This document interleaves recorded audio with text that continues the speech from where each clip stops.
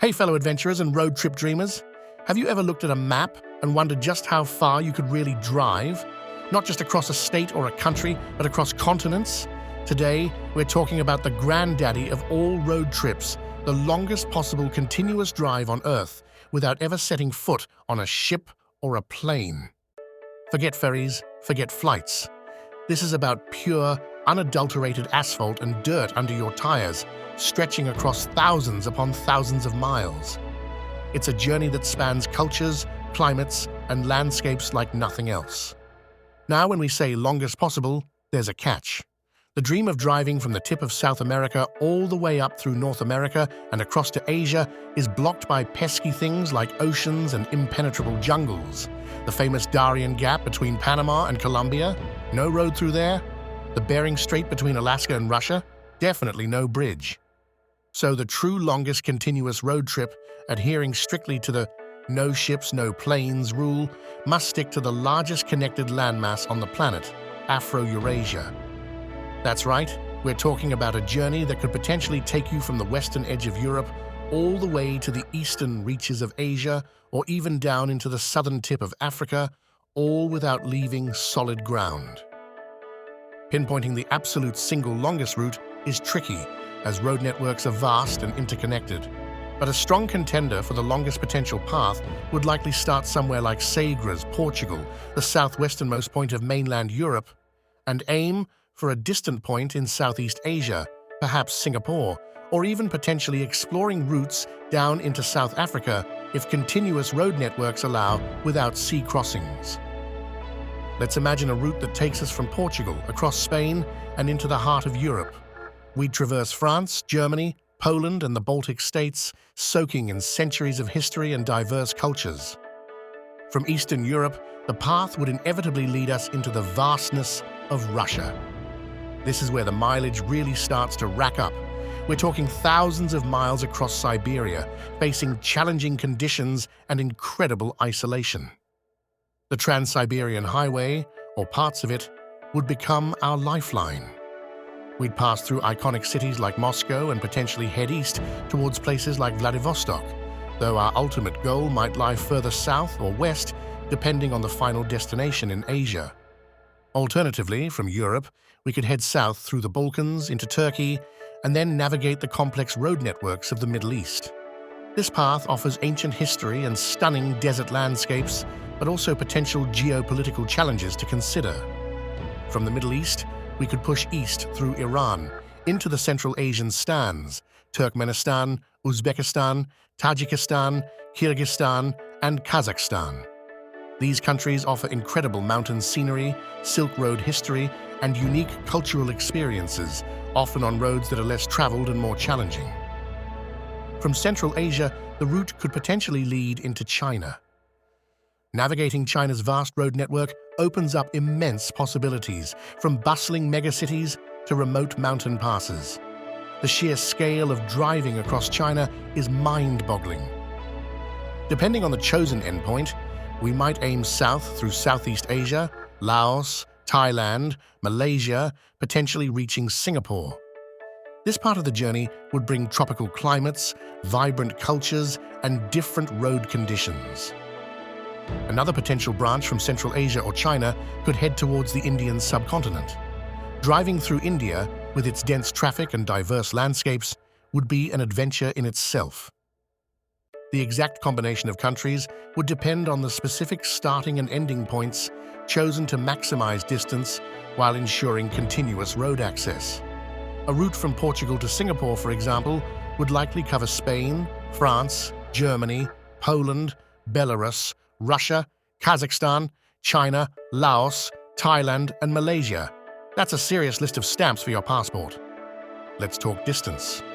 While hypothetical routes have been mapped online, suggesting distances exceeding 20,000 miles, over 32,000 kilometers, the actual drivable distance, without any water crossings requiring ferries or ships, is subject to road conditions, border crossings, and political stability. A realistic estimate for a continuous Afro-Eurasian route could easily push past 15,000 to 20,000 miles, potentially even more depending on the exact path taken and how many detours are made. Driving 20,000 miles is not a weekend trip. At a conservative average of 300 miles per day, which is ambitious considering border crossings, rest days, and challenging terrain, this journey could take upwards of 70 days of pure driving. Add in time for visas, vehicle maintenance, sightseeing, and unexpected delays, and you're easily looking at a journey of 4 to 6 months or even longer. Now for the big question, the cost. This is where the budget-conscious aspect gets interesting. Undertaking a journey of this magnitude is inherently expensive, but there are ways to manage it. Let's break down the potential costs. Fuel is going to be a major expense. Driving 20,000 miles in a vehicle that gets, say, 25 miles per gallon means you'll burn around 800 gallons of fuel. At an average global price that fluctuates wildly, but let's estimate around $4.45 per gallon. That's $3,200 to $4,000 just for gas. This is a conservative estimate. Fuel prices vary hugely by country, and off-road driving or heavy loads will decrease fuel efficiency. Vehicle maintenance is critical. Before you even leave, you'll need a reliable vehicle, preferably one known for durability and ease of repair. A full service, new tires, and checking all fluids and components are essential. During the trip, expect regular oil changes, potential tire issues, and unexpected repairs. Budgeting several $1,000s for maintenance and potential breakdowns is wise. Carrying spare parts like filters, belts, and even tires is crucial, especially in remote areas. Visas are another significant cost and logistical hurdle. Traveling across dozens of countries requires careful planning. Visa requirements vary greatly depending on your nationality. Some countries offer visas on arrival, others require applications months in advance. The cost of visas can add up significantly, potentially running into hundreds or even thousands of dollars depending on the number of countries and their specific fees. Expedited visas cost even more.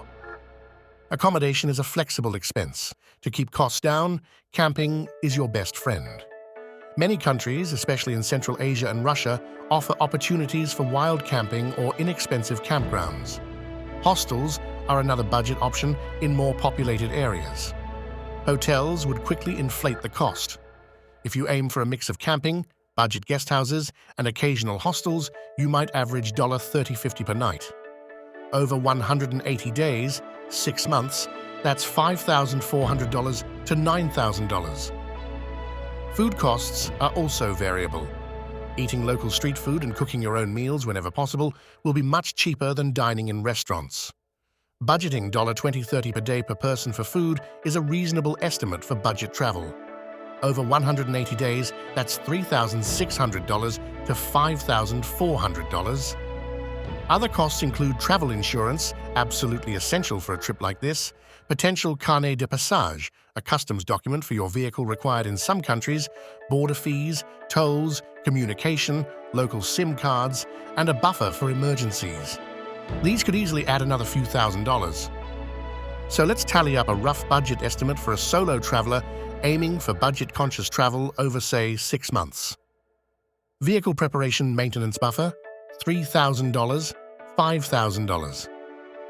Fuel, $3,200, $4,000. Visas, $500, $2,000 plus, highly variable.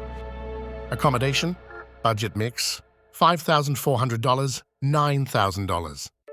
Food, budget, $3,600, $5,400. Insurance, fees, buffer, $2,000, $4,000. This brings a very rough, budget-focused total estimate to somewhere in the range of $17,700 to $29,400 for a solo traveler over 6 months. This is not a definitive figure, but it gives you an idea of the scale. Traveling as a couple or group can reduce per-person costs for accommodation and fuel, but overall costs will increase. This is definitely not a cheap undertaking, but compared to flying around the world, it offers a different kind of value in the depth of the experience. The vehicle choice is paramount. You need something reliable, with good ground clearance, and preferably 4-wheel drive for tackling varied terrain, especially in Central Asia or remote parts of Russia. A sturdy SUV or a well-equipped overland vehicle would be ideal. Think Toyota Land Cruiser, a capable pickup truck with a camper setup, or a robust van. Fuel efficiency is a trade-off against capability. Packing light is important, but you also need to be prepared for anything. This means carrying recovery gear, a comprehensive toolkit, spare parts, a first aid kit, water and food reserves, and navigation equipment beyond your smartphone.